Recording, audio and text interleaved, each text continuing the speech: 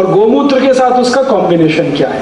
भारत में कई सुंदर पुस्तकें लिखी गई हैं इस विषय पर। सबसे अच्छी पुस्तक चरक ऋषि ने खुद लिखी है, चरक संहिता। उसमें गोमूत्र को दुनिया की सबसे अच्छी औषधि बताया उन्होंने। दूसरी पुस्तक है भाव प्रकाश, तीसरी है निघंटु, और एक बहुत अच्छी पुस्तक है अष्टांग हृदय। ये 4 पुस्तकें हैं आयुर्वेद में जिनमें गोमूत्र और स्वयंपाक घर की औषधियों से सभी बीमारियों का इलाज आप कर सकते हैं वो बताया है। अब इन पुस्तकों को पढ़ने की एक ही तकलीफ है कि संस्कृत आनी चाहिए, क्योंकि ये संस्कृत में।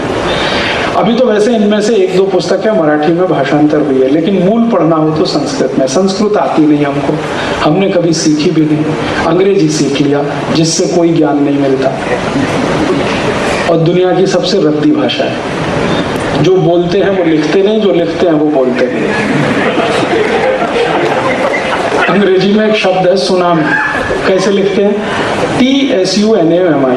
बोलते क्यों नहीं T tsunami, T tsunami, T tsunami?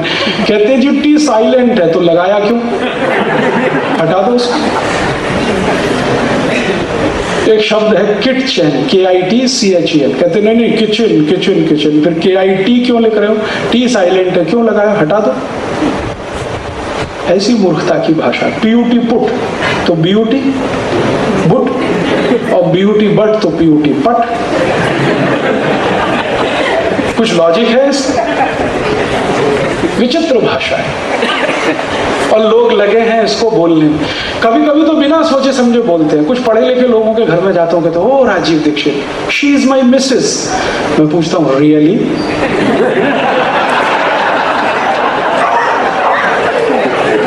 तब वो थोड़े बौखलाते हैं, फिर पूछते व्हाट डू यू मीन।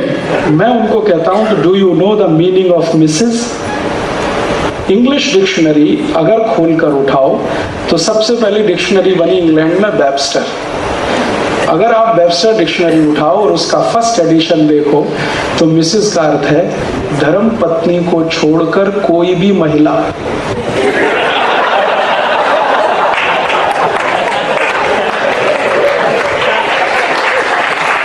वो मिसेस होती है। और यूरोप में बताए ना धर्म पत्नियां नहीं होती। हाँ, क्योंकि 70% यूरोपियन तो शादी ही नहीं करते, बिना शादी के रहते हैं। वो एक शब्द उन्होंने बनाया लिव इन रिलेशनशिप, जिसमें शादी नहीं होती तो धर्म पत्नी नहीं होती, तो वो सब मिसेस होती है। हाँ, मिसेस का ये मतलब, और मिस्टर उसका वाइसी वर्सा। पति को छोड़कर कोई भी पुरुष वो मिस्टर होता है, और हम लगे हैं अपनी श्रीमती को मिसेस बनाने। मिसेस। तब मैं पूछता हूँ really she is your Mrs? तो वो बौखलाते हैं। बिना जाने अंग्रेजी का इस्तेमाल मत करो, अच्छी भाषा नहीं है।